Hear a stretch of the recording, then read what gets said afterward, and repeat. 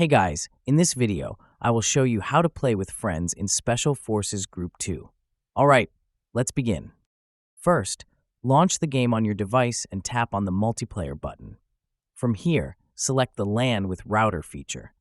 This method works only if you and your friends are connected to the same Wi-Fi network, so make sure everyone is on the same connection. Next, on the host device, tap on the Create button.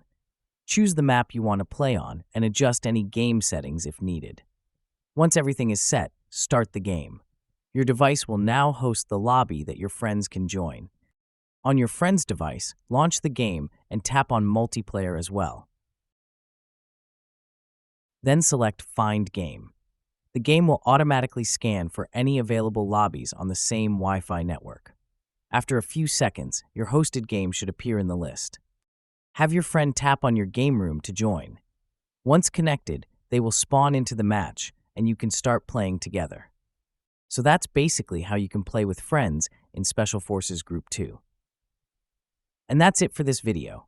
If you find this helpful, consider subscribing and giving this a big thumbs up. Thanks.